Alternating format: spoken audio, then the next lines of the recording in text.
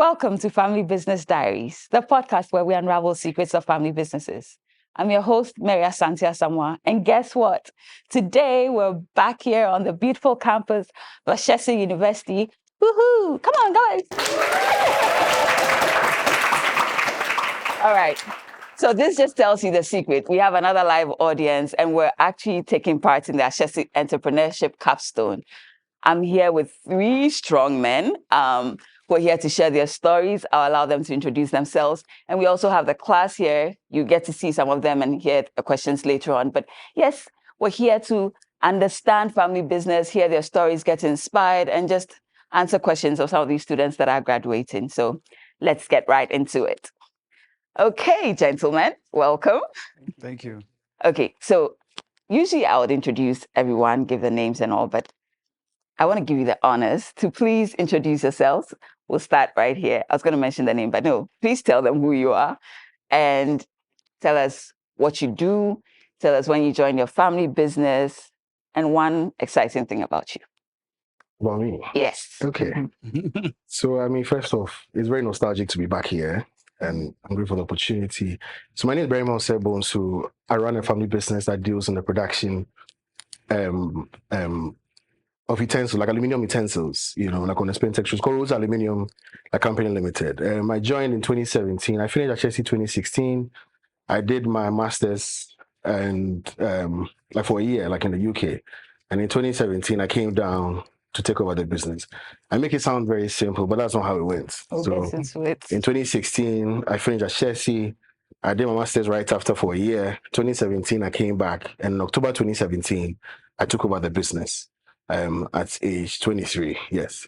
So the company is a 30-year-old a business, so it's as old as myself, and it was started by my mom. And we produce utensils, like I said, for both the local and like foreign markets. So we supply like across the sub-region. So to the west, to the east, all the way to the north, Burkina, Togo, Mali, Niger, we're all over the sub-region. One interesting thing about me,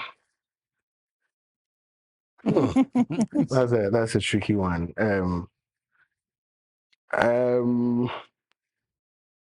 can tell us at the end. I play pool. Oh, you do? Yes. He's bougie. I play pool.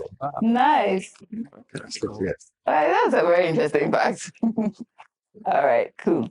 Okay, over to you. I'm trying not to mention any names. Yes. All right. So my name is Benjamin Nkansah, and majority of you already know because I was here just a few months ago, let me say. I was also a Capstone, Entrepreneurship Capstone student, and I was just 2 years ago, I was sitting in the same class, also listening to panelists speaking about family businesses. Little did I know that I'll find myself in one 2 years later. I run a family business called JBD Plaza Hotel. I'm located in Koforidua. We've been running for about a year now. March 6th, we turned 1 year. And it's been a journey, honestly. Being a TA here last year and then running the family business on the side was a bit tough for me.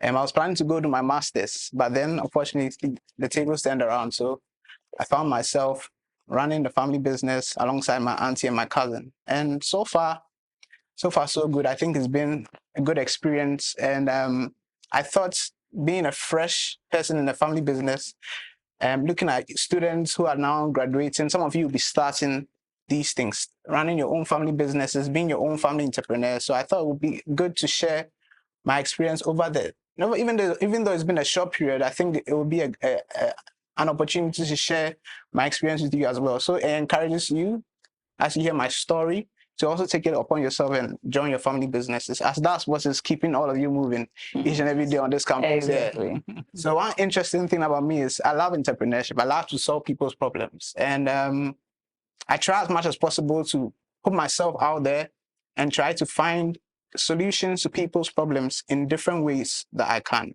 And so that's one interesting thing about me. Lovely, lovely. Thank you so much. He actually came all the way from Koforidua, so let's do that for him. All right, so my name is David Tabi. I am the head of business development and operations for our family business, and that happens to be my boss as well. That's an interesting fact. Yes, that's my interesting fact. She's my older sister and my boss as well. Oh. We're not supposed to disclose that. I moved back to Ghana in 2011. I studied in Canada and I was there for about 6 years. I loved my time over there. I had no idea I would actually move back. It was not in the plans, but for some reason, I also found myself moving back in 2011, a couple of years after she did. And so I've been there since 2011. I rose up the ranks, from being called MD Nebano to, to now having to be able to sit at the same table and eat with staff and all the workers. It's been tough. It's been interesting. It's been exciting. Everything in between. And so I look forward to sharing my experience with all of you. And I look forward to seeing you guys also on your own journey in your family businesses if you are in one. Thank you. Your interesting or exciting facts. Oh, I don't want to say. Okay. I'm married to Ghana's sweetheart. Let me put it that way. That's what you chose to be your exciting fact. Me myself, I'm not interested. But yes, All that's right. my one interesting fact. Yes, that's Okay. it. Okay, so now you know them, right? All right, so we're moving straight into the conversation.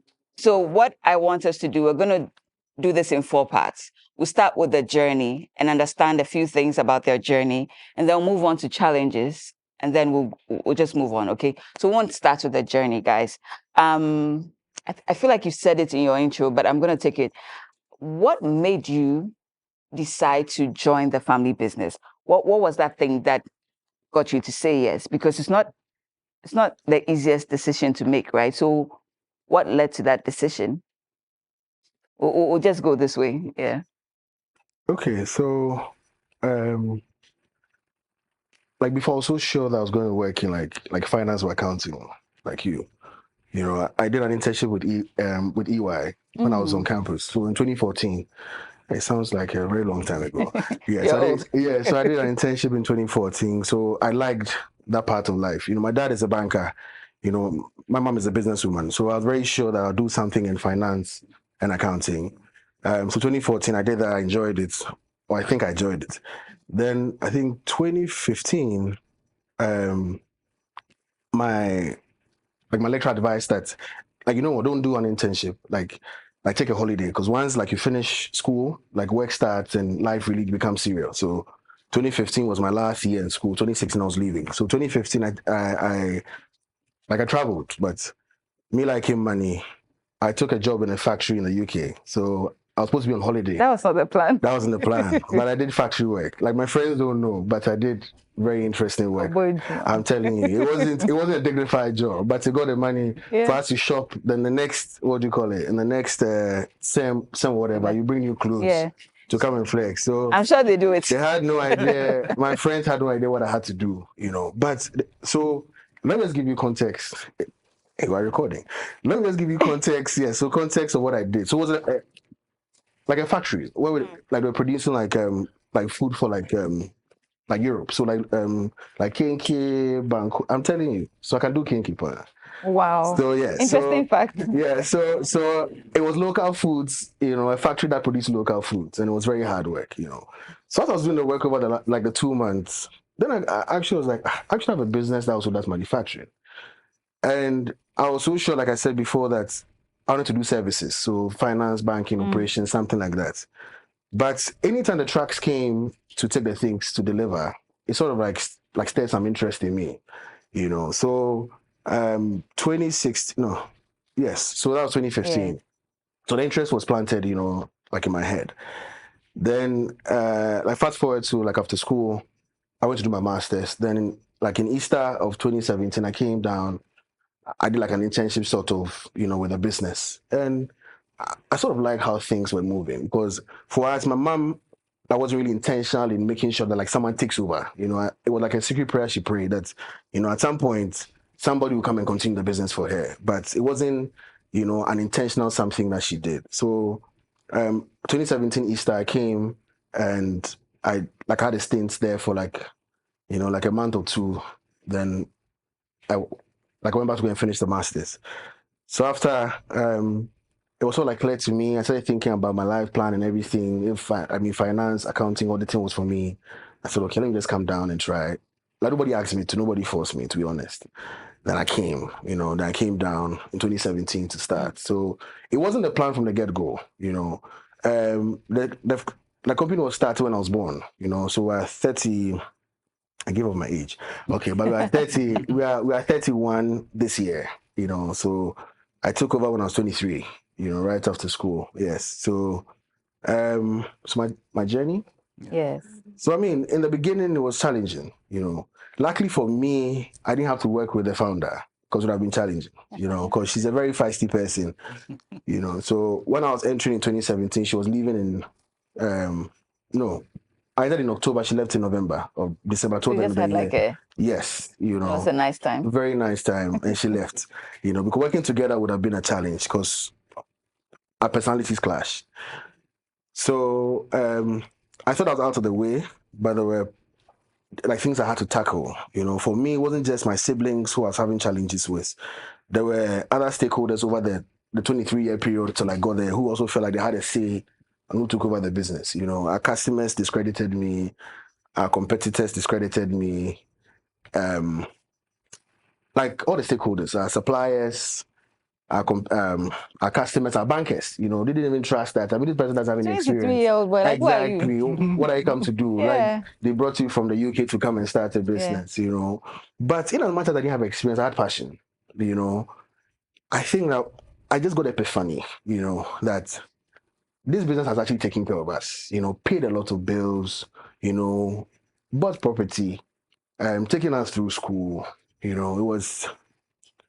it's not a lot. So there should be something that is worthwhile in this business that maybe I should also come and contribute to, So I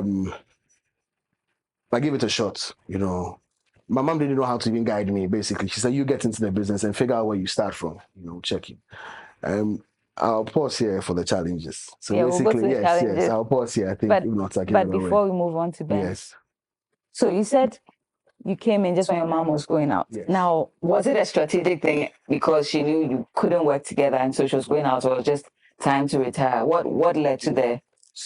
No, fun fact, she's not retiring. She's 65 in construction now. So yeah, so when I was coming in, she was leaving to start a new interest. I think Wow. 3 years she was tired.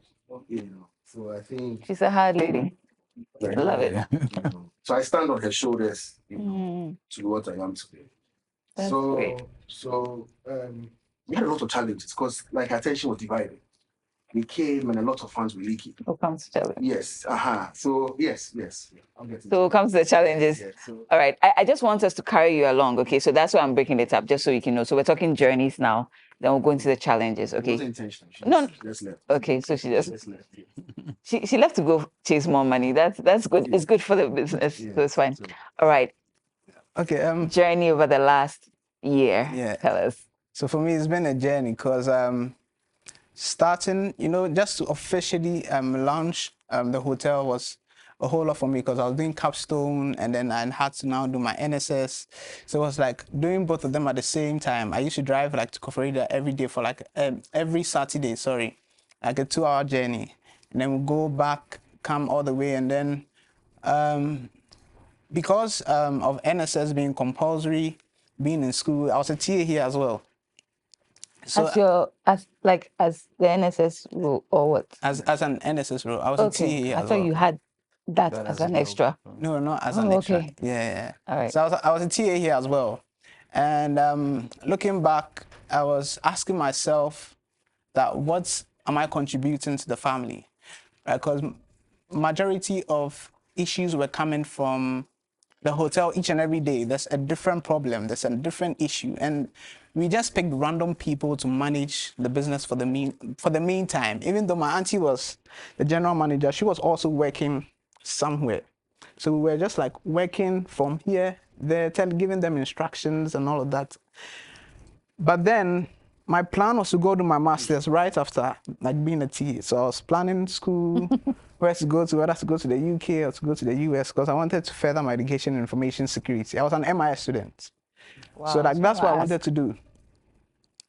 But then the last month to end my NSS, it just dawned on me that what am I contributing to the family? Just like Barima shared, this has been the family that has taken care of me right straight from basic school to high school to university, and now I do my my NSS. And then I was always stripping back from home. Sometimes I joined the bus, but sometimes I drive to school. I wasn't the one always fueling my car. My dad was the one doing so. So like the whole idea was, how can I give back to the family? What can I do to also to appreciate everything that has been done for me? It was tough to accept because I've never been in the hospitality industry before. I've never done anything hospitality. I've never worked in any hospitality firm, nothing of that sort. And so I took a break. I traveled to the UK for like 6 weeks just to sit back, put things into place, put structures into place, and then find ways and means to bring impact into the business and also impact customers that come in.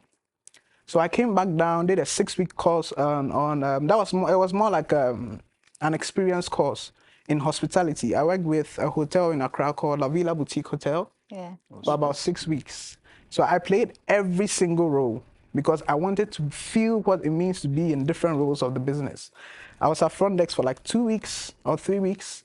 I moved to work in the conference and banquet session.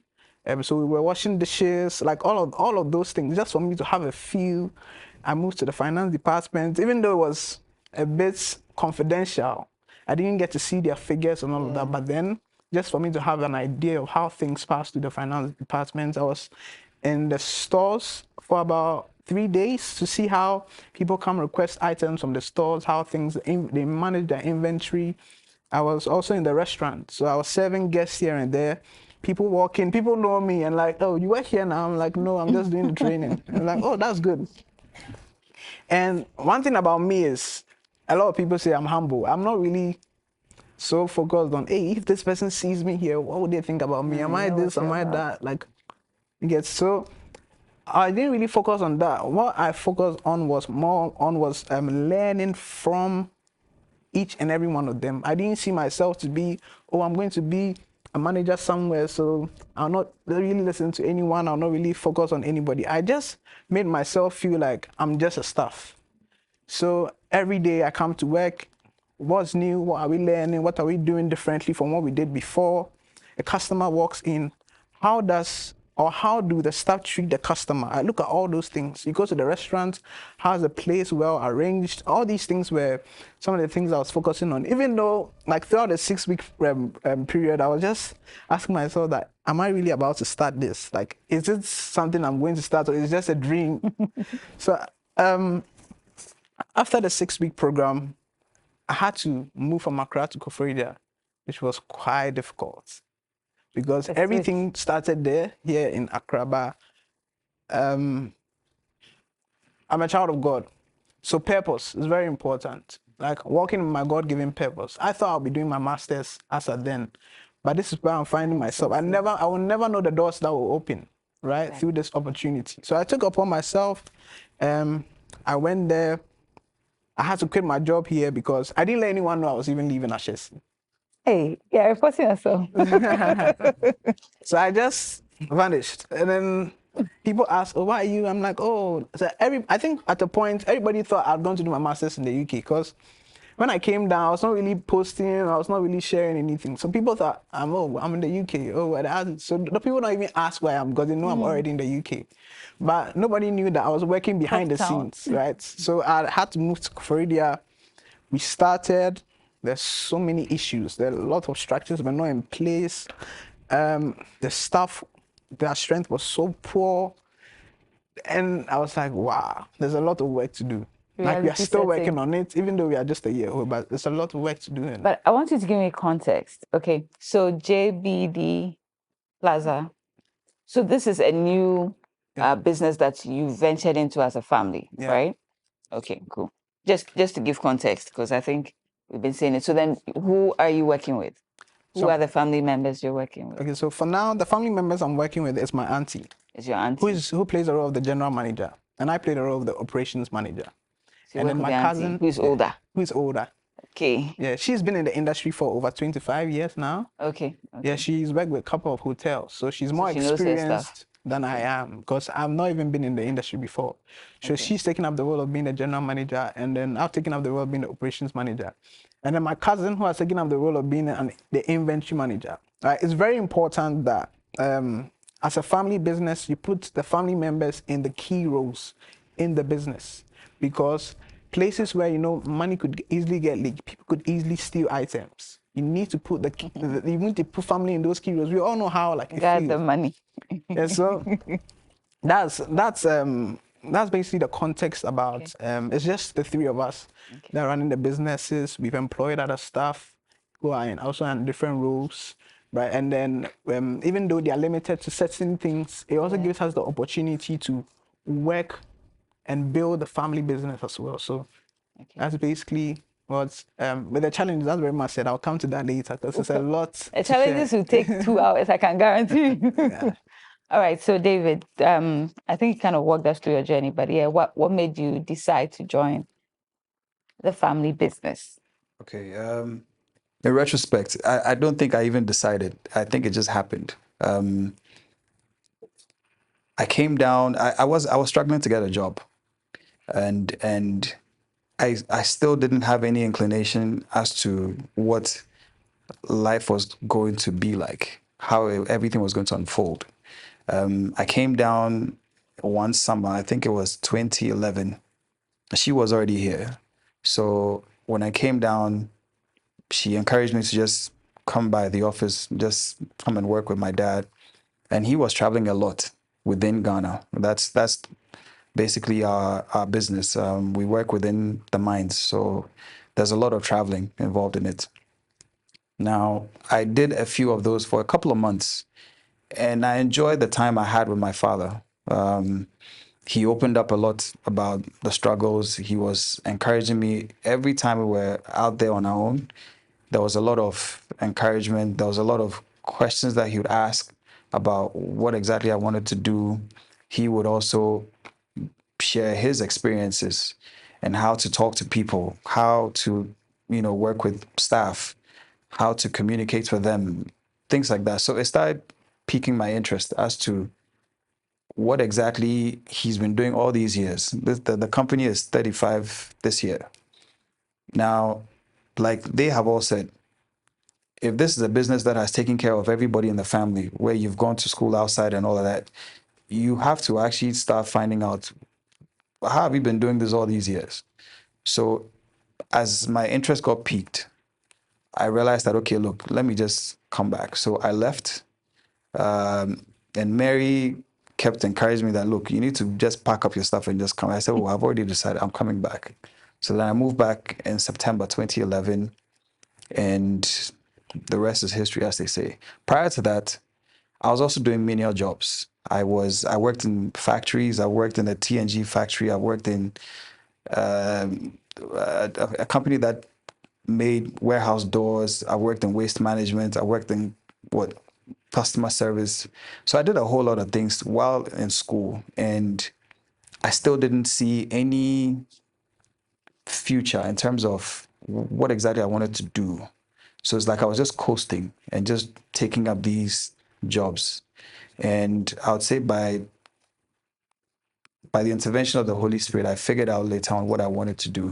So when I moved back, I realized, look, there were a lot of things I needed to unlearn and then start, learning, because working with family is a whole dynamic on its own. It's part of the challenges, so we'll talk about that one later.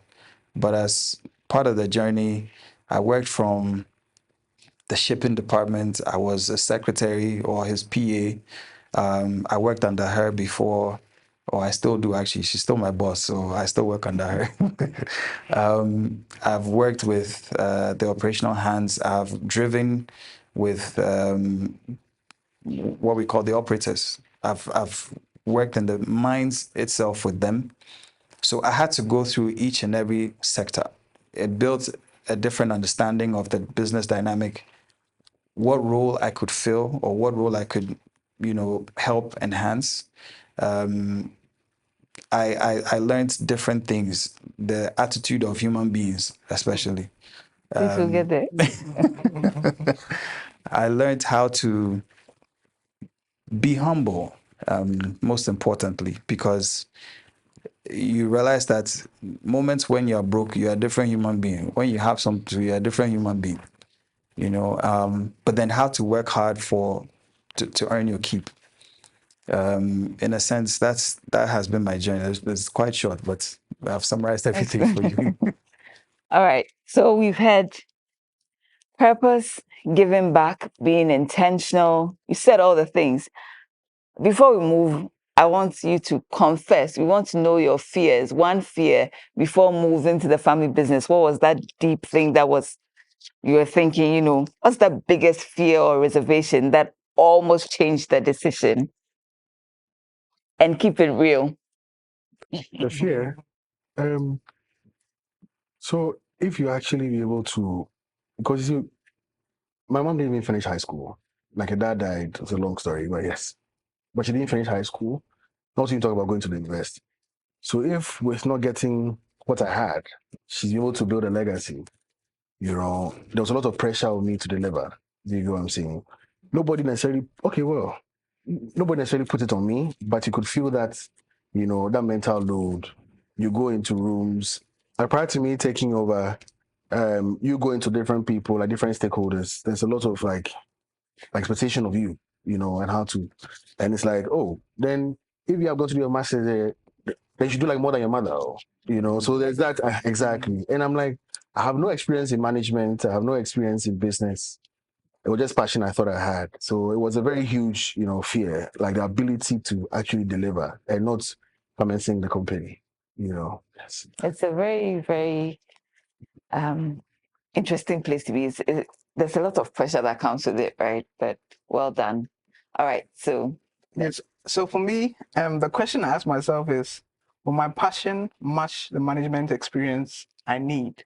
Because sometimes you have the passion, like as I was saying, I really have the passion for entrepreneurship. I will not lie about that. But then here's a case where you're going to lead people who are 10 years older than you, 15 years older than you, 5 years older than you. You're asking yourself that, giving them instructions, would they follow? Like, how would they see you? How would they rate you to be? Like, would they see you? Who is this small boy commanding us to tell us and telling us what to be? So that was one of the fears I had. But then, upon my entry, I realized that it wasn't that. But people really understand what an organizational structure is. That if people have been put in a certain position, they require the respect, they require the honor that they need to function, and then they have the power to either keep you or the power to take you out. So that's one of the things that I think the employees appreciate and understand. So upon that, it wasn't really an issue for me again, because before my entry, that was like one of my biggest fears, that how am I going to cope with people who are older than me? Today telling them this, more telling them that, the way they'll even be looking at you like, who is this guy? So yeah, that was one thing that I was able to overcome. Yeah. it's interesting. The things that we think about, the things we imagine, sometimes it keeps you in your corner. Meanwhile, in reality, the people they probably not even thought of you or consider some of these things, but you come up with all these scenarios. I'm guilty, so I know how it is. Still do up to now. All right. So David, biggest fear joining. And you never told us the name of your business. Oh, okay. I'm sorry. It's Barbex Group. We have subsidiaries. There's Barbex Technical, there's Africa, there's Plantation, there's Technology. And these are things that, to the glory of God, my dad was able to start, and you know, we have also been able to sustain it till date. Um, sorry, what was your question again? Your biggest Yes, my fear. biggest Thank fear, you. yes. Failure, because everywhere I went with my dad, they'll say, "Hey, so this is your son. Hey, you have big shoes to fill. Oh, this man, he's worked hard. Oh, he's been here all these years. This is somebody you've known for 35 plus years. They've seen him in almost every meeting. He's had his integrity is bar none. So that expectation was it's a lot, you know. And they know my sister has, hey, child, your sister there, she be hard though. Child, you for do, all of that. And so the fear of failure was quite heavy. And it's something I had to pray to God about, because if I didn't get out of my own way mentally, I would feel poto, you know. Um, but yes, I failure. But she helped me. I'll I'll I'll sing her praises today I feel in like I'm front of here, so he's everybody. just saying things, but No, but she helped me as much as she would lambast you for your mistakes. She would also, in the end, encourage you. And you have to have the mindset of seeing what is ahead. For every leader, I mean, every leader has had to follow. So you have to see what exactly she's been doing, whether right or wrong, and then you learn from her mistakes. You're able to see what exactly she could have done better and stuff like that. So she was always encouraging me once in a while, maybe, but the stick there was heavy. No, but honestly, yes, failure, because following my sister and my dad, yeah, those are higher ups in the echelon. So you have to have that humility to learn to follow them. And for me, the key thing was prayer, to be able to overcome that fear that I had. okay. So I feel like I should switch things up. So we're going to start from you this time. We're moving to the challenges. Okay, you've talked about fear. I think it sets the stage for the challenges. That way, did those things come true? Like all the things you imagined, that your worries, did it really come true? So let's talk. Let's talk about the challenges. I mean, you already have so much going on in your head. You already decide, like, is this what I want to do? There's a lot that you're dealing with. And then you get to the business and the challenges come like from every angle. So let's be real with these students, right? Because it's not all rosy. We sit here and say, and my purpose, and I went away and I took, yeah, that's all nice. Once, even that process, right? You said for most of you, I think one of the common things was you had to go away and think about it, reflect, decide, is this what I want to do? That starts everything, right? That purpose is needed because if you're not, confident in it, if you don't have that conviction, if you don't have that purpose, it's very difficult to even move ahead with anything. And then if somebody shouts, you just give up. But once you have that vision, once it's in there and you've accepted it with all your heart, it makes a difference. So you all started with that groundwork of reflection, deciding this is it, I want to give back to the business, all of that. Now we've journeyed to the business, we're here, reality sets in. Talk to us about your challenges, please. Oh, the challenges Keep there. it real. Thank you. The challenges were real, and there's no way you can avoid it. Um, you can only try to overcome it.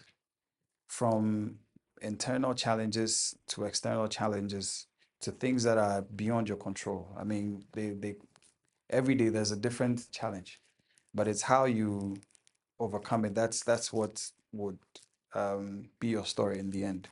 So for us, we had the challenge of dealing with recalcitrant staff. We Hey, had the what? recalcitrant staff. Master. Staff I mean, he talked about leakages in his company. I'm sure it is everywhere. Now we had to deal with staff who were stealing, sabotaging, um, just making sure that the business doesn't progress, but they want to progress. We even had a couple of them set up companies in the name of our company, and stuff like that. You have those challenges of dealing with family as well. So having to work with family is not the easiest thing, but it can be the most rewarding, because nobody will set you on the right path like any family member or like a family member. So I used to fight a lot with her. And my father as well. And even my mother would also join in, and yeah, you get it from all sides. You can't go to work and look at your father. He is your boss. You can't look at him as, oh, this is daddy. No. And I can't also look at her as, this is my sister. No, this is my boss as well. So in meetings, whether it's just us in strategy meetings or with staff, that mindset, you need to shut it out of the door. You need to actually address them as such. The challenge of not being able to speak to them as family and more of superiors, that is something I also had to learn the hard way, and I had to overcome, because it also helped me to know how to speak to those who worked with us, and then the external stakeholders, business partners that we had, because they in the end saw me as somebody who was serious. At first, they didn't. I mean, yes, like I said, the staff saw me as MD's son, so there wasn't that respect. But I had to earn their respect. I was usually the first in the office, and I should tell you, for the last maybe 8 7 8 years So you got married. till I got married. Yes. I'll be the first one in the office. I'm almost always the last person. From 6:30, I'm in the office, and then by 5:30, 6 o'clock, I'm leaving. I would travel anywhere I was asked to go, I would go. Whatever situation, challenge that happened on our site, I would, I would make sure I was in the know, that I've proffered some solution for it before I report to them. I had to humble myself, and that in itself wasn't easy. So me now was a challenge myself before having to deal with these ones. But yes, family is one big thing. If there's no unity, if there's no God factor in it, there'll always be that failure. The challenge of having to tell my dad this is wrong, it was a big deal. You can't tell him that he's wrong. I couldn't also tell her that she was wrong about something. But you just offer your suggestion or your solution, you leave it alone. If it works, it doesn't work, whichever way, there's progression after that. Right? Um, those challenges shaped my mindset as to how to handle family, even outside of work. Because you can't go and fight in the office and then you come home. When you come home, you have to see the same faces, right? So that was another thing. So we needed to, or at least for me, I needed to find a way of making sure that it didn't endanger the family part of it.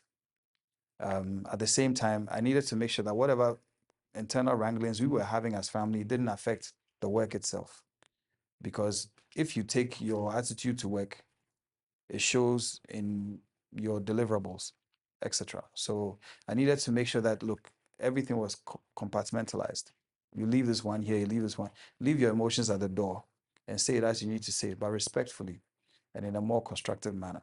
And then you see how you can actually make it work.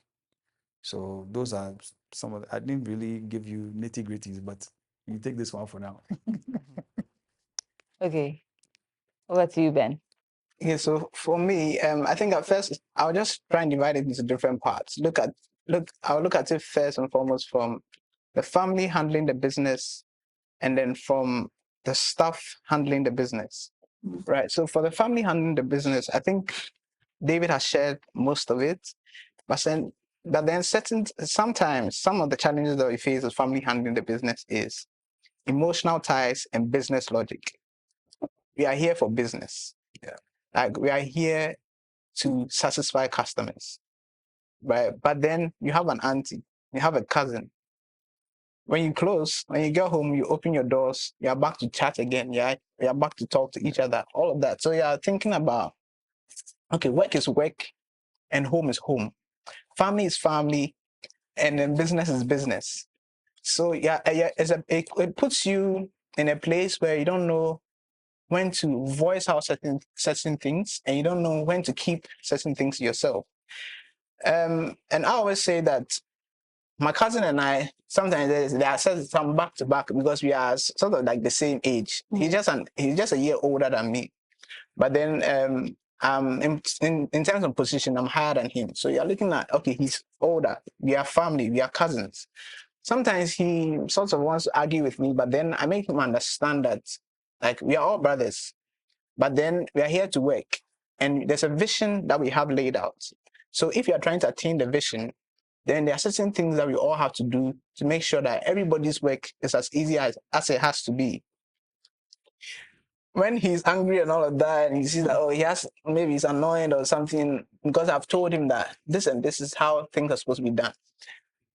To be very honest, we are all human beings. Sometimes we become complacent. We don't want to do the work because, oh, after all, they will just not say anything and all of that. But then if you don't do the work, right? And in this hospitality industry, I'll say in the hotel, for instance, there are so many branches that come together to form the hotel. You have the restaurants, you have the front desk, you have the room service, or let me just say, and housekeeping, all of that. You have laundry, everybody is playing a role. So if you don't step on people's toes, you end up collapsing the business, because someone might do something that will end up affecting another department. Let me just use an example. If the laundry washes the bed sheets and they don't wash the bed sheets well, they send it to housekeeping. If housekeeping uses that same bed sheet to lay the bed, and the customer comes to find out that this bed sheet has been stained, it comes back to affect the business. The brand as well. So every single role is important. So I just make him aware that everybody's role is important. So if you're the inventory manager or the stores manager, and someone needs something at a particular time and you don't get it at that time, think about how it affects the other people. So sometimes he sits back. I'm not there, but I know him very well. And I know he sits back to really think about what I've shared and what I've said. And then he himself comes back in, oh, we are vibing again. We are talking again. We are having conversations again. Like normal brothers, like nothing ever happened. Right? So sometimes you are a bit torn between how do I let them know what business logic is? And how do I sort of sometimes avoid emotional ties? He'll get angry at me, all of that. You need to know, if you don't put your foot forward, you end up always covering up for things that are not supposed to be covered for. And one of the things sometimes is I don't argue or no conflict, nothing of that sort.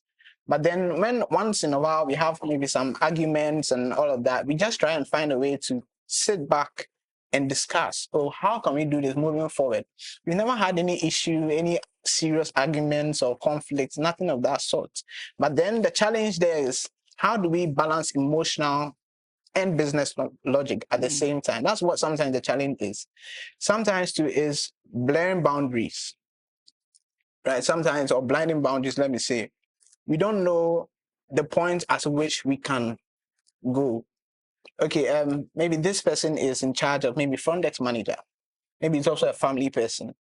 But then you, as a front desk manager, what is your role? You're playing a certain role. This is your key role. And so going beyond your boundaries sometimes makes it difficult for maybe that other family member to see what the role that they are playing. And then it brings in some sort of arguments. Are you doing this? Are you doing that? Even though sometimes you try to check up on each other, which is one of the most important things, as accountability. If you go beyond your boundaries, it also causes issues. And that's one of the things when it comes to like the family handling the business becomes a problem.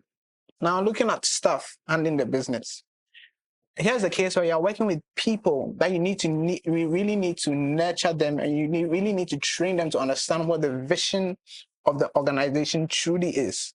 Because they come in every day, at the end of the month, no matter what they do, you have to pay them.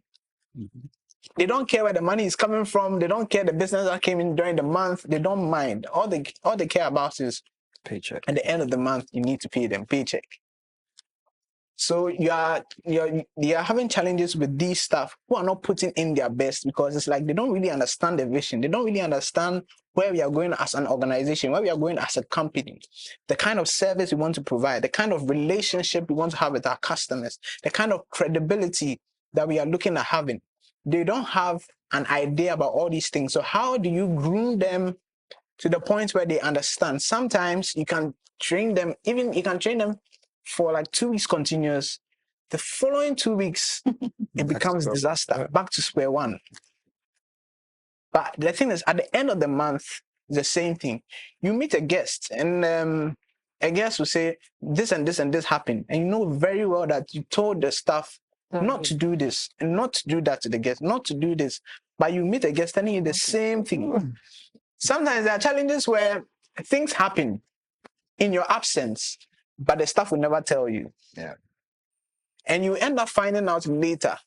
And when you find out later, you're asking yourself that, oh, if you found out 2 weeks later, what has happened even with the 2 weeks that you didn't know? Yeah.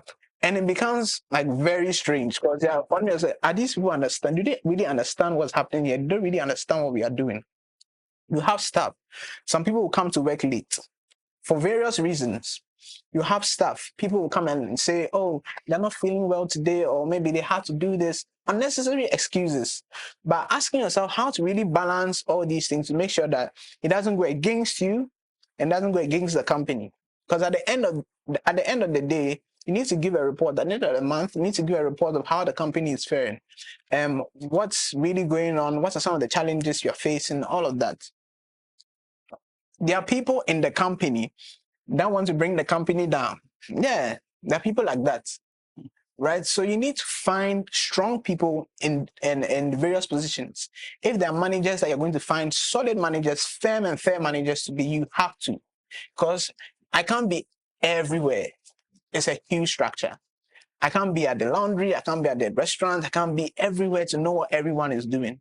So if you put key people in certain roles, it makes the work easier for you.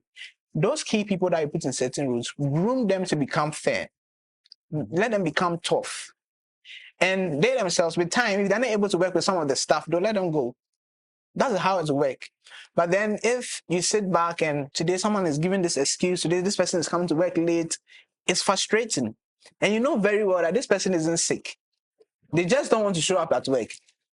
But then you don't want the case where the person will come to work, something happens, and it's also another issue.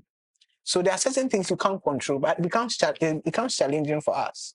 Because if this person is supposed to report to work and they're not there, who is going to replace the person? What are the measures that we have to put in place just at that time? So for me, for instance, I don't take excuses. I can't come to work today on the same day. If I don't get an email 24 hours or 48 hours before, I'll give you a query. Because it becomes an attitude. Yeah, please, my house got flooded. You can't do that. Yeah, unless it's an emergency. Unless it's an emergency. And then I realized that when you start practicing that, they become more responsible. Yeah. It's not because we are going to let emergency slide. No. I have a front desk person. She might not be able to come to work today because she's not feeling well. Impromptu. That's fine. But then you realize that some people, it has become a habit. Almost every time that we have maybe a full house or we have a lot of people in out, they are sick. That's because they don't want to get the work done. And it's so obvious. You get it. And when you keep giving permission, granting permission, you realize that you're also taking your guests, driving your guests away. Because guests will come. My room is not cleaned. Oh, there's no water in my room. Oh, there are no amenities in my room. And you see, as a business that has just started, if you start this way, where do you expect to see yourself in the next 5 years? So if you don't put your foot on the ground, it makes the work difficult for you. And then at the end of the day, you're asking yourself that, oh, the company is not growing, we're not getting customers. But it's those little things that have now joined to become big and are causing it's causing negative impacts on the company. You have people who will come in, will walk out. I always tell my staff that 5% of the guests that will come here will genuinely walk up to you and give you feedback. Mm-hmm. The others will walk away. If they enjoyed the experience, they go. If they didn't enjoy the experience, they go. And I was telling myself, I'm one of those people. If I come and I have a bad experience somewhere, unless I know the person, I will not say anything. I'll just walk out. But you won't come back. But I won't come back. Yeah. And majority of the guests won't come back. Yeah.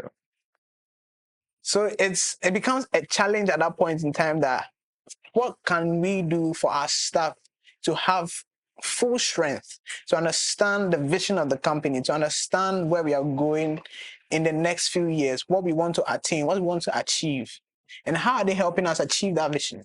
It's very, very important. So some of these challenges are certain things that we face. Even it's just been 1 year, but just these little things have been challenging because every day you come and there's a different story.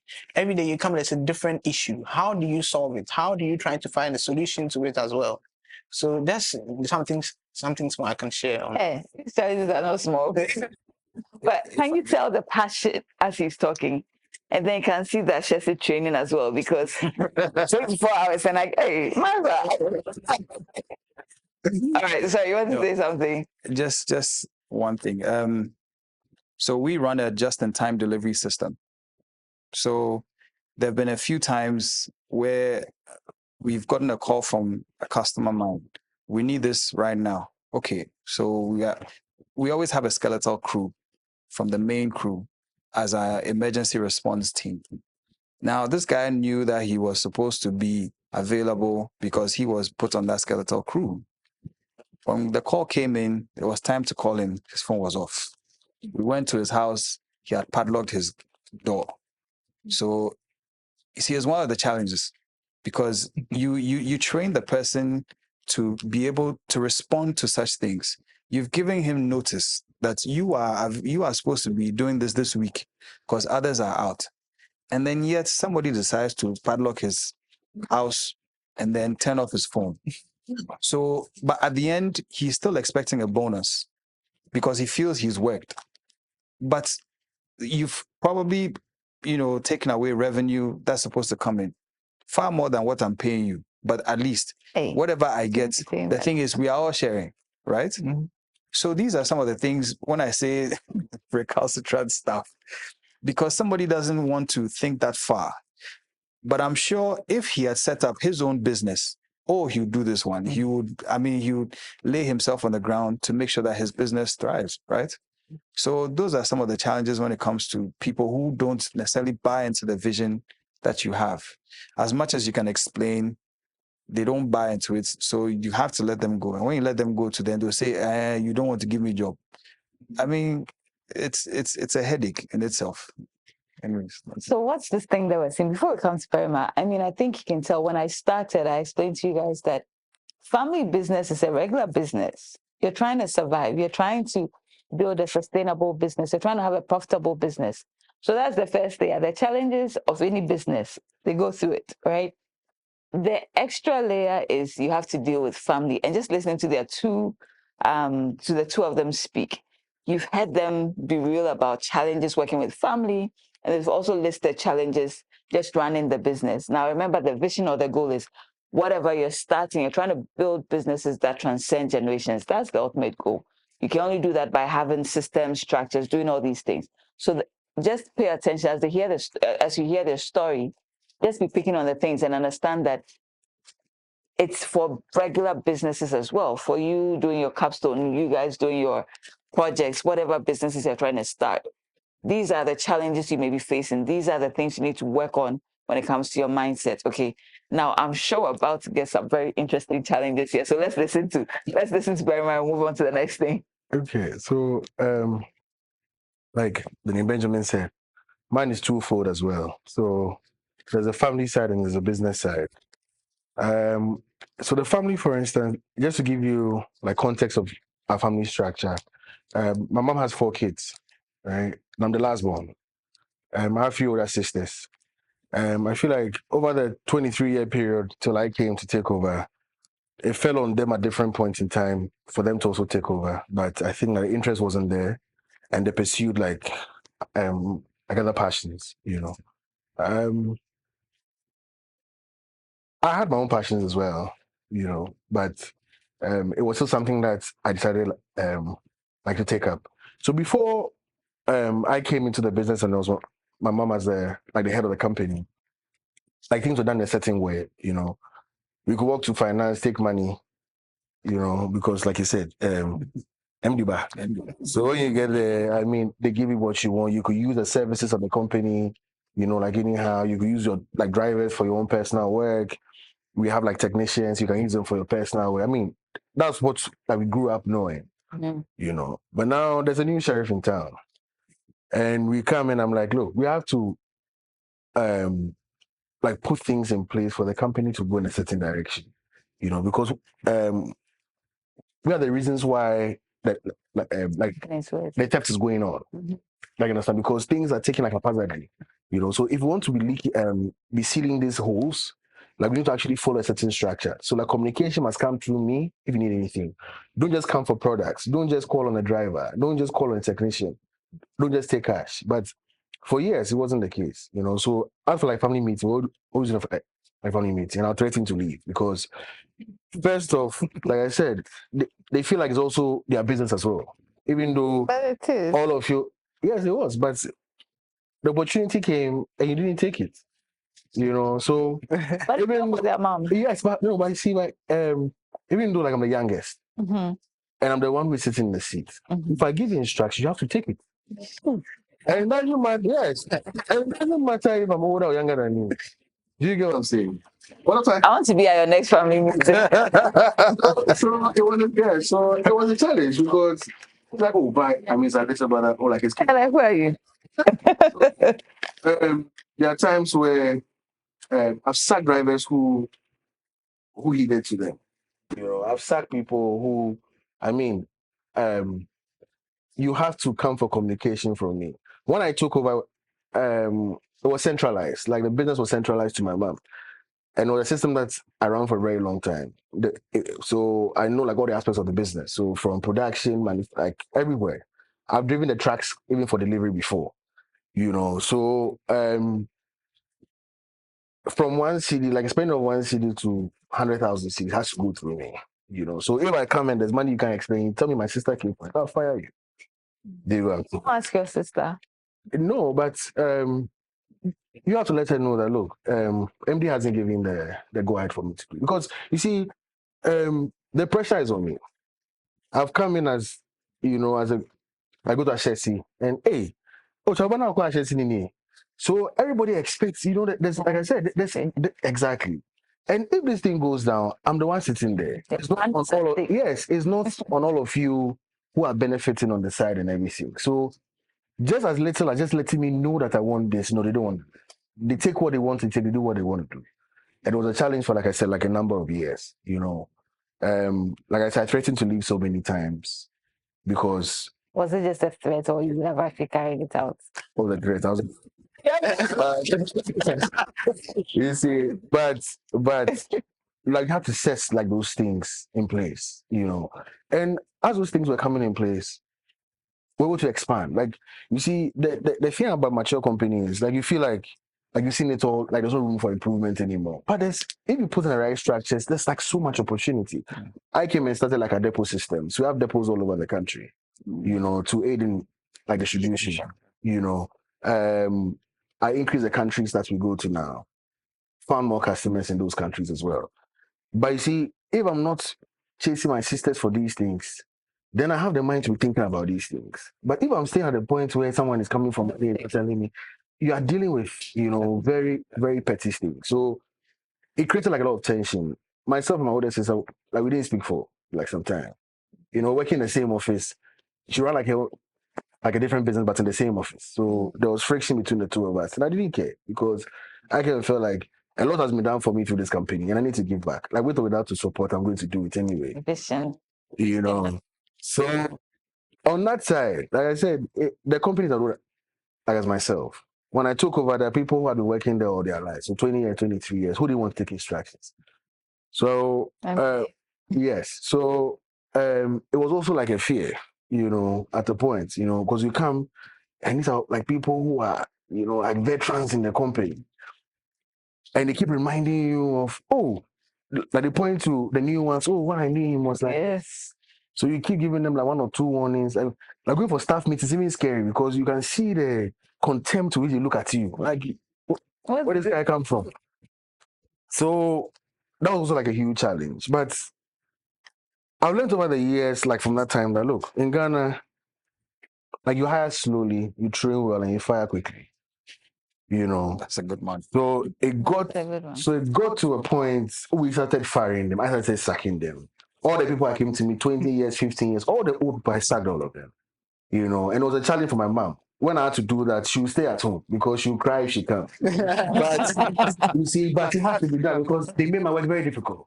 So I sacked them. And I went for people who were like opinion leaders. You know, those I know that if I that's sack you, everybody will set up. So there's tension for like 2 years, like a great 1 year, like good 1 year, 2 years, there's stability. Then another stubborn person can then fire them, they get another 2 years for things to be stable. You know, I know too. and it wasn't easy because it cost us. Like it slows down production and everything. But if you don't let them go, it spoils other things, you know. And I came in, if people knew how old I was, I'm sure they'll finish me. But I came and I said, within like the first couple of years, I kept taking all those ones out. And over the years, like we brought in, like unfortunately for me, like unlike you, my siblings or my immediate family doesn't really have keen interest in the business. So I have to find like random people that I can like oversee, you know, because I can't keep like centralized all the time. Like I'm saying, every transaction goes through, everything goes through. So we find, so we find people, you know, to be at these positions, and you give them like internal controls to manage them, you know. So, like I said, you hire slowly, you train well, and you fire quickly, you know. Like you said, like you need managers who are tough. Before I saw that, you said a Ghanaian worker. Someone said that three things: they are lazy, apathetic, and they're thieves. No, these are no pays. They are lazy, they are pathetic, and they are thieves. Don't be surprised. You can do everything for them, and they will not appreciate it. Say some. 99.9%. 99. The point. I mean, like, But it's the I've been there like almost 8 years, and for those in support services, for those in main production, I mean, the hearts break. I tell people that no, they give me more broken hearts than even any woman has given me. You understand? Because you invest in these people, you show up for them, not just money. Like you appear at their events, you know, you support their kids, you pay rent, you pay school fees, you even pay for weddings and funerals. I'm telling you. And this person just leaves you without saying anything.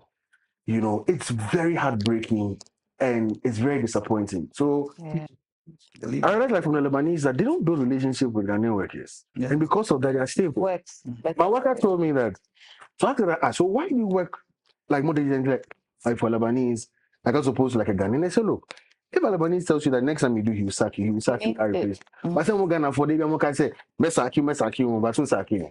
You understand? Like meaning that you just keep threatening. Yes, children. yes, like you keep threatening us that you sack, but you never do. That's why we take you for granted. You know, so we are building that, and I mean, it's changed who I am. But if business is going to continue, you need to be ruthless. You know, fire who needs to be fired. I mean, there been changes over the period. People who like didn't want to come along. You know, we brought like technology for our inventory management. Like when I came, for instance, it was more like books, like using all books. So we had so many books, and I changed all to an ERP system. Those who are challenges, they go. So that's what the sacking here. It's very, very important. We mean either I fire you or you can lose like your man's salary. You know, PP. The label. Yeah, It's not enough for that. no, it does. No, you see, in a sense that like you have to be PP. Okay.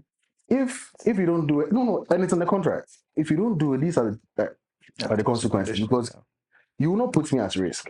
Oh yeah, that's true. Exactly. So you like you pass by an example of taking off their shoes, their boots. There are people who have lost their fingers, you know, have lost 4 fingers. People have lost their toes. I mean, there've been very dastardly accidents. So you don't put me in trouble. So I catch you. The penalties are huge, and even It's out there. yeah, You know. it's out there, and everybody's aware. You do it, and you lose your money. You do it, you get fired. With or without replacement, I'll sack you. There's a new sheriff in town. Okay, so I want us to make time to ask questions. Okay, so I'm gonna wrap this up so that we come to you guys. Now, I'm gonna pick this thing about new sheriff in town. As next gens, you've come into a business started by your parents. They had their legacy. They knew their vision. They knew what they wanted to do. But you also come in as your own person. You have your values. You have things that you also want to see happen, right? So how do you balance it? I just want, as we're closing, how do you redefine that legacy? How do you balance tradition? How things were done before to things are changing, right? There's innovation. So how do you maintain that balance between tradition and innovation? How do you maintain that balance between how my father did things versus how I'm doing things as my own boss, right? But still keeping that family vision. I mean, we've all said that the most important thing is having that vision. But how do you balance things, right? Maybe if you introduce new strategy, technology, what is it that you've done differently since you came on board? We'll keep it short, go through that, and then move things over to the audience. Okay, so let's start from you. Okay, so like fortunately for me, the only person who believed in me, like all the stakeholders, was like my mom. You know, all my siblings, like I said, all the other people, like they wrote me off because like you had like no experience, and it was more like a birthright, it's not because you deserve it. So with her, anytime I had to like bring something on board, like an introduction of like a new thing, once you make sense to her, like you do, even when she failed, when she tried that thing, when she was there, when you want to try it, like she actually gives you the go ahead. There wasn't really that friction. Maybe because we weren't like in the business at the same time. Maybe I was just lucky that when I came here, like I said, she was leaving. But in bringing things on board, once you can do it and like you have the capacity to like to do it, why not? Like you go ahead and do it. If it makes sense to me and you actually sell it to her, like 100%, you have a blessing to do it. You know. So like I said, like when I came up with her method, it was more books. So every different section was using books like for recording. So finance, production, sales, inventory was all books. So we were like a system where all those things are integrated into one, you know, which helped us to actually expand more because like without that system, like going to like different regions to have like our depots out of the country was a bit challenging. But in Ghana, I can monitor my operations in Niger, like for instance. So that's one thing that I brought on board. You know, So systems. yeah. So the system, the structures are very important for expansion. Even though like he plays small, you know. Yeah. So with the things that like with the challenges, our vision almost always aligned. Like I said, because I was blessed to have a leave when I came. But I feel like if I was there, if we're at the same time, it might be like it may have been a challenge. I feel like a mom should come back for 3 months or something. It may have been a challenge. So Okay. like brought like systems and about like technology to make the business process more seamless. All right. So, what I mean for you, this is you're starting the journey, right? So, but yeah, still, maybe one thing. What we say is the query system. What thing have you introduced? 48 hour. Yes. I think that there are quite a lot of things that we've introduced because first and foremost, You have introduced. oh, I have Yes. introduced. So I would say the maintenance system there's been like a strong maintenance system in place.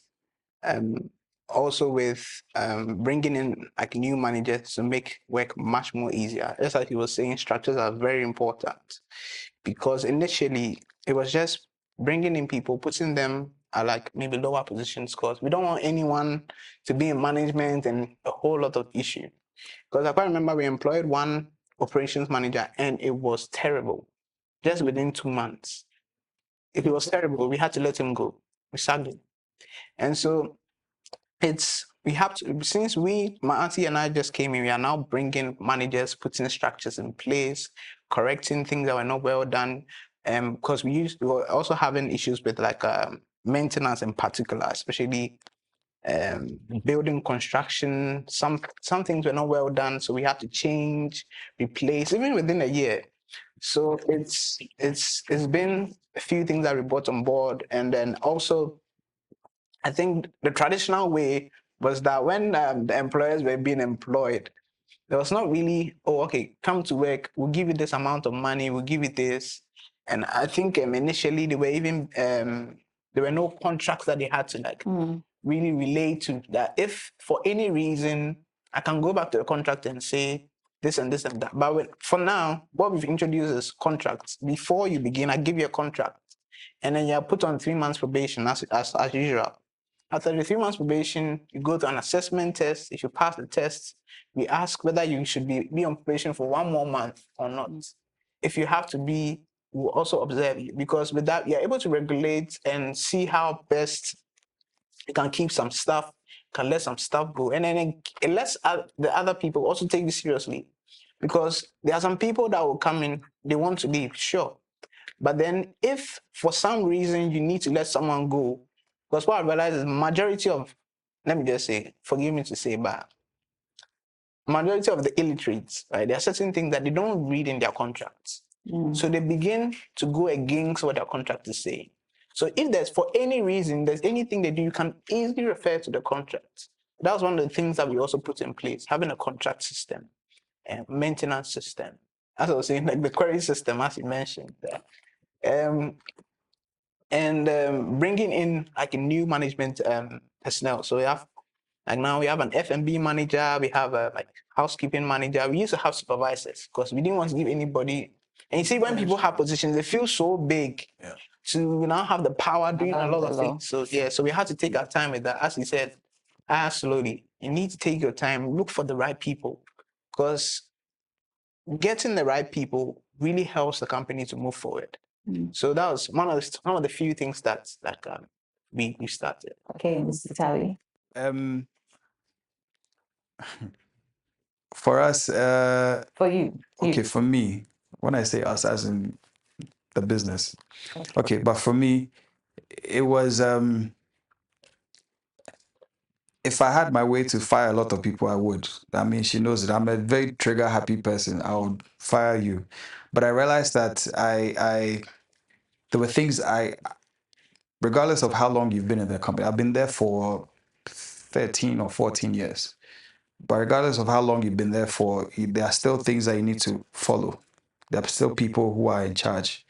I'm in charge of certain areas, like maintenance, for example, and we run a plant and all that. So there are things I had to put in place. We now have a more automated system that we are setting up.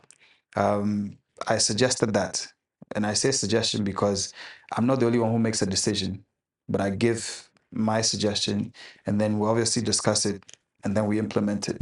So I made that suggestion about a more automated system, just to take away the need for people to say today they are tired, tomorrow they can't come, things like that. So if you just need two people to do the job, then you take two people, because the system should be able to run on its own. What you need is just maybe a more refined maintenance team to handle the automation. So that is one thing that I brought in. But I'd also like to say that for context, for me, what I've come to understand is the visionary, the leader or the visionary, he would come by it. My parents are very spiritual, very prayerful. In fact, the entire family is. So we realized at some point that we needed to dedicate the company into God's hands. Now, in doing so, it was no longer about my father being the one who leads or heads everything. It was more of God being in charge. And in so doing, you get some sort of, or he called it epiphany, but you get some sort of revelation about how you need to go about the business. And it's helped us a lot in the last maybe 8, 9 years. It's helped us a great deal. It might be slow to most people who would see that this company has a great potential. But obviously, it's not for this generation. It's for 3 to 4 generations down the line. So it might be slow, but because it's a legacy business, it would drag. There are certain things that might actually drag out, but it's just because there are certain things that are also being put in place for the next generation and 3 to 4 generations down the line. So, I mean, that's the little that I'll say about that aspect. Okay, thank you. So we've gone through our journey, we've talked about the challenges, redefining legacy. Now I want us to move to advice. We're going to ask questions, but let's start things off. Usually on the Family Business Diaries, we tend to ask you to give advice to the audience. Now we're here with the next gen, so we're going to do this for the next gens. And what I want to do is, instead of asking to give advice, I'm going to ask each of you one question. It won't be the same question, okay? But one question, and you're advising students, okay? We're advising those here. So I want to start with you, Benjamin. Now, if you could go back to university, what would you do differently to prepare for the role you're in? Or would you do anything differently? I don't think so. Honestly, I think this school has created the opportunity, or it's an environment where you learn to become your own boss. Ashesi, as we all know, is to train ethical and entrepreneurial leaders. I think in every stage, you get to build upon that. From whether you're doing computer science, you're doing business administration, you're doing management information systems, you're doing computer engineering. There are so many roles that you play, from teamwork to group work, times of presentation. So gradually, you learn some sort of soft skills, maybe how to become a good leader. There are a few things that I think you pick up from here. So honestly speaking, if I was given the opportunity to come back to university, I don't think there will be anything that will really change as much. Okay. Yeah. But you like your journey. There's nothing would have changed. I think I love the journey. There's Love the journey. nothing major I would have changed. David. Oh wait, speaking of journeys, I mean, if you listen to all your stories, right? I mean, for me, I did political science, international relations. Now I'm doing farming and mining. Nothing to do with what I did, right? You said you were sure you're going to accounting, finance bits. Now you're still counting money though. But but manufacturing, you're into hospitality. You did do what? I did geography, basically. Geography, okay. GIS. So I thought it was just something. Now you know GIS. GIS. Okay, yes. So you can see that all this is it's a foundation. Nothing goes to waste, right? There's a foundation. For me, for instance, in doing political science, international relations, I'm in mining now. But there's something about the way I like the lens I use. So we're sitting in, let's say, a chamber of mines meeting, and everybody's talking technical. And then I come from the aspect of, wait, but have you looked at the impact on this? Have you looked at this? There's something about your mindset, right, that is different from everybody's own. So we'll get to it, but don't think that what you've done, maybe you're deciding, okay, I don't want to do this. I don't want to get into the business because it's not aligned with what I want to do. You know, there's all these things. Nothing goes to waste. Consider it all a foundation, but really, lines fall in pleasant places. So don't worry. Okay, who's next? I have 2 questions. 1, 2, choose one, but choose a number. One. I wanted to give you 2. All right, cool. So you go first. Now, tell us, what lesson have you learned the hard way? You have to be honest with us. What lesson, Mr. Sheriff, what lesson have you learned the hard way? You have to separate like emotions from the business. You know, you love the people from afar. Don't get too invested in their lives because you will be burnt big time. So you can go for the weddings, but don't get too close. Or what? How far? How far is? We send money, we contribute. We send money. So you stop going for the wedding. What do you call it? What's that thing called? Like the wedding contributions. donations and So we stuff. give donations, but we probably. You see, the thing is, if I needed to be somewhere, I probably won't go. I won't go out of my way as much. I'm being very honest. You know, one of the lessons I've learned, because you see, when they keep breaking your heart, like you start to doubt yourself. Yeah. You know, and your ability, because you're like, am I the one who is not like learning, or because you can't keep making the same mistake over and over again, because you start to doubt Your ability, yeah. your ability as a leader. You know, so one thing I've learned, you know, the hard way, is not to get too close. You know, I knew hires over the years. I don't even know some of them, like their names. You know, so I've maintained that distance, not taking too much keen interest. There are people that do that now. Like we have abroad like an HR, an office manager, production manager. So deal with those people. But before, they want to go straight to the MD. They want to talk to you because they feel like once you hear that problem, you're done. But you go to these people, they take you through the motions. So, like, what does our constitution say? Like, there's a constitution for the company. So because they know that once you go to MD, you bypass this. And I said, look, even me myself now, I'm under, yes, I fall under it. You understand? So before I'll see you on the side and sort you out. But like I said, distance your emotions from it. Don't get emotionally invested. It is business. Yeah. You understand? It's business. It's a common, I mean, I've been through same, and I think it's important to have that balance, right? You can't help it because I can see somebody, so like you can't help it. But that's the nice thing about having systems and structures, because if your HR is on point, if you have, all the guidelines, then everybody follows it. That way you're not told you're being, you have favorites and all of that. It's just easy to keep things. Let's all follow the rules. Nobody's above the law. And so you can understand the need for systems, structures. Very, very important. Okay.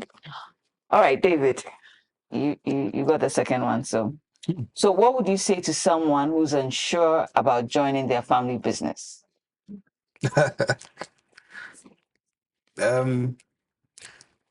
Take the risk.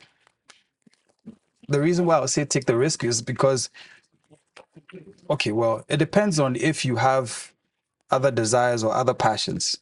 But if you also know that you don't know what else you want to do, then take the risk. Go through the motions, go through the challenges, all the not hoop holes. What are they called? All the hoops. Just go through it, because you end up finding what exactly you are most capable of. You end up finding or discovering yourself, your shortfalls, your shortcomings, and what exactly you are great at. So just take the risk, put both feet in. There's not one foot in, one foot out. You are ready to jump ship. No, go through it and then see for yourself how you can also come out a better person. It helped me a great deal because, like I said in the beginning, I was coasting for a long time through school because I couldn't see where I was actually headed. Whatever I was great at in school, that was it. But throughout this, I have discovered a whole lot about myself, and I've gotten better as a human being. So put both feet in and just take the risk. Just go through it. Okay, thank you, gentlemen. Thank you. Shall we give them a round of applause? All right. So to Barima, to Benjamin, to David, thank you so much for taking time off to be here today.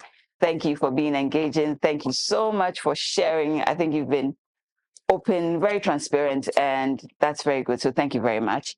To the live audience, thank you so much for being here, for being engaging, for opening up, sharing personal stories, asking questions that matter to you. Very important. I can't wait to hear your success stories. Keep it up. All the best as you graduate.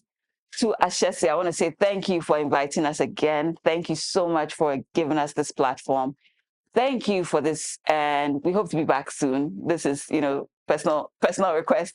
Okay, to our audience, thank you very much for joining us on this exciting episode of Family Business Diaries. As you know, we release new episodes monthly.